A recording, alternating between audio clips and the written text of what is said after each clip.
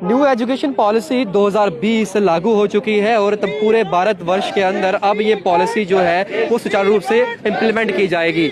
लेकिन जम्मू कश्मीर की अगर बात करूं तो यहाँ पर सड़कों पर जो है यूनाइटेड स्कूल टीचर एसोसिएशन जो है वो प्रदर्शन कर रही है और एजुकेशन के खिलाफ प्रदर्शन किया जा रहा है। साथ में ओल्ड पेंशन स्कीम जो है उसे लागू किया जाना चाहिए और जो न्यू पेंशन स्कीम है उसे रिवोक करना चाहिए, ये इनकी मांगे हैं। और ये बैनर तले जो है प्रदर्शन कर रहे हैं। सीधी बातचीत करूंगा क्योंकि प्रधानमंत्री मोदी ने ये कहा था कि रट्टा मार एजुकेशन को बंद किया जाएगा और न्यू एजुकेशन पॉलिसी जो है वो बच्चों को काफी कारगर जो है वो सिद्ध होगी। लेकिन इनका क्यों विरोध किया जा रहा है, सीधा इन्हीं से जानूंगा।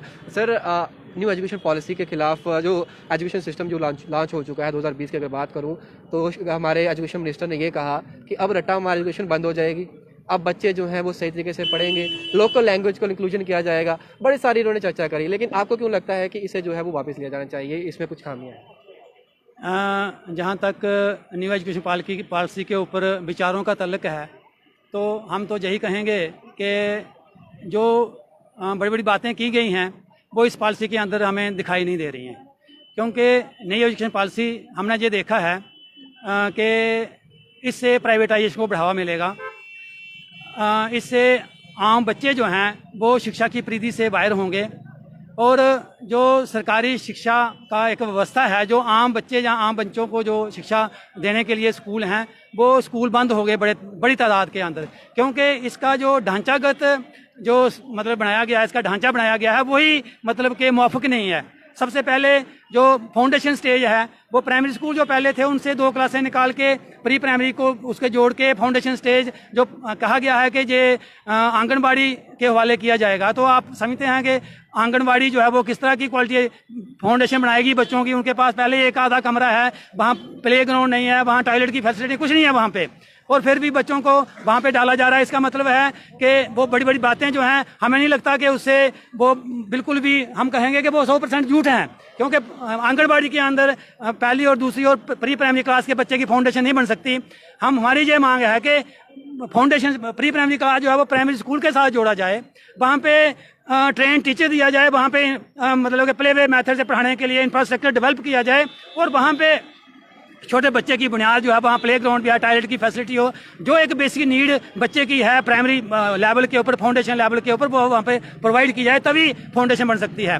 तो इसके ऊपर की जब बात करेंगे हम, अगर हम 9th और 10th 11th 12th की बात करते हैं, वहाँ पे उन्होंने कहा कि 4 सब्जेक्ट स्ट्रीमें भी खत्म कर दी उन्होंने। कोई साइंस स्ट्रीम नहीं है, कोई कॉमर्स स्ट्रीम नहीं है, कोई आर्ट्स स्ट्रीम नहीं है। 4 सब्जेक्ट में से कोई भी 48 सब्जेक्ट बच्चा पढ़ेगा, वो कभी साइंस छोड़ेगा, आर्ट्स पढ़ेगा, आर्ट्स छोड़ेगा, साइंस पढ़ेगा, कॉमर्स पढ़ेगा, तो उससे क्या होगा कि वो एक दिन कुछ भी नहीं पढ़ेगा और उसको डिग्री दे दी जाएगी, सर्टिफिकेट मिल जाएगा उसको, लेकिन वो एक डिग्रीदारी होगा और एक लेबरर होगा इंडस्ट्री के लिए, कारपोरेट हाउसेज के लिए। और यही इनकी मानसिकता है कि ये सारा कुछ कारपोरेट हाउसेज के अंदर बेचना चाह रहे हैं। जितना भी पब्लिक सेक्टर है ये सारा बड़े बड़े अमीर अदानी अवानियों को दे रहे हैं। और शिक्षा के ऊपर भी जो बड़े बड़े अमीर हैं हमारे देश और प्रदेश के, उनकी नजर है, क्योंकि सबसे कम पैसा खर्च के सबसे ज्यादा मुनाफा जो है वो शिक्षा से कमाया जा रहा है और वो कमा रहे हैं पिछले 30 सालों से, जिसकी वजह से आज 3.22 करोड़ बच्चे जो हैं वो स्कूलों से बाहर हैं और 5 करोड़ बच्चे जो प्राइमरी स्कूलों के अंदर पढ़ते हैं उनका सत्र जो है वो अप टू लेवल का नहीं है। तो ये इस प्राइवेट सिस्टम की देन है और आने वाले दिनों में हम ये समझते हैं कि ये अगर शिक्षा नीति लागू होती है तो 80 करोड़ लोग जो हैं, जो आम जनता जो है, 80 करोड़ पॉपुलेशन जो है, उनके बच्चे जो हैं वो शिक्षा की परिधि से बाहर होंगे, वो इन सरमाएदारों के गुलाम होंगे और इनके मतलब के कारपोरेट हाउसेज के अंदर काम करने की लेबर होगी। ओल्ड पेंशन स्कीम के लिए भी आप बात कर रहे हैं कि न्यू पेंशन स्कीम जो है उसे उसका कोई फायदा नहीं है, बेनिफिट नहीं है, ओल्ड पेंशन स्कीम लागू होनी चाहिए, ये इसलिए इसे क्यों कह रहे हैं आप?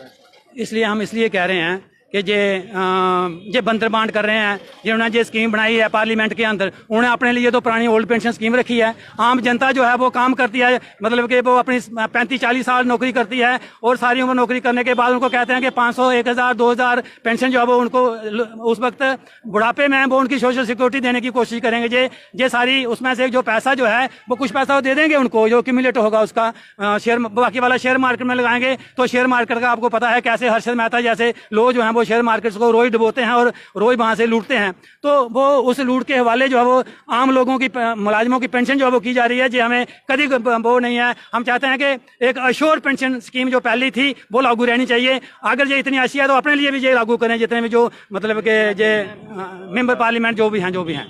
एक चीज़ जानना चाहूँगा सर, ये जो implementation of new education policy हो चुका है अब 2020 के जो लागू हो चुकी है, इसको लिए आप विरोध तो कर रहे हैं, लेकिन इसके तहत जो अभी आप मेरे को समस्याएं बता रहे हैं, जो लिमिटेशंस इसके अंदर ड्रॉबैक्स जो हैं, इसको लेकर आप मेमोरेंडम जो है एलजी, क्योंकि इस समय एलजी के अधीन हमारा आज जम्मू कश्मीर ड्यूटी है, क्या वहाँ तक गए हैं? जब ये 2020 इम्प्लीमेंटेशन हो रही थी, जब ये सुझाव मांगे जा रहे थे, उस समय क्या आपने उस समय विचार विमर्श किया था? आपने अपने एडवाइजेज जो थी वो वहाँ भेजी थी?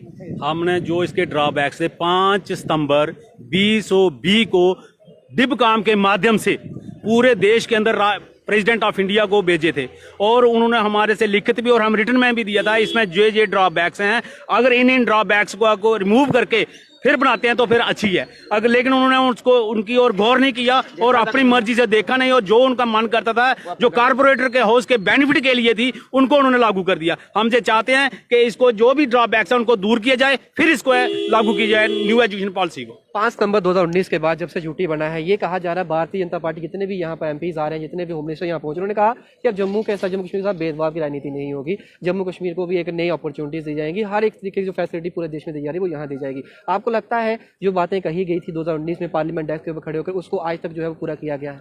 सर बात यह है, जो एक पॉलिटिकल मसला है, हम पॉलिटिकल मसले में नहीं जाना नहीं चाहते, क्योंकि जो बीजेपी और कांग्रेस, हम किसी पार्टी के साथ नहीं है, किसी पार्टी के विरोध में नहीं है। जो स्कीमें टीचिंग कम्युनिटी जहां वर्किंग क्लास के फेवर में होंगी उनको हम फेवर करेंगे, जो उसके खिलाफ होंगी हम उनके खिलाफ में बोलेंगे। हाँ, ये पॉलिटिकल मसला है जो न्यू एजुकेशन पॉलिसी टीचिंग के खिलाफ है, आप ये कह रहे हैं? न्यू एजुकेशन पॉलिसी टीचिंग के खिलाफ भी नहीं है, जो आने वाली जनरेशन के खिलाफ है। मैं समझता हूँ जो आने वाले बच्चे, हमारे जो गरीब बच्चे हैं, वो वंचित हो जाएंगे एजुकेशन से। हम चाहते हैं कि इसको जो भी अमेंडमेंट है उनको ठीक करके फिर इसको लागू किया जाए और इस पर बजट बढ़ाया जाए। गरीब का बच्चा पढ़े और संतरे के साथ। चलिए, यहाँ पर साफ तौर पर ये कहना है यूनाइटेड टीचर एसोसिएशन का, और जम्मू कश्मीर ड्यूटी की अगर बात करूं तो तमाम वो चीज़ें जो हैं वो उन्होंने अपने बैनर तरह लिखी हैं, और तकरीबन 13 ऐसी मांगे हैं, जिसमें सबसे बड़ी मांग जो है न्यू एजुकेशन पॉलिसी जो 2020 में लागू हुई थी उसे रिपेल किया जाए। दूसरा, ऑनलाइन टीचिंग जो है उसे जो है रोका जाए, क्लासरूम टीचिंग जो है उसे विड्रॉ किया जाए, और जो न्यू पेंशन स्कीम है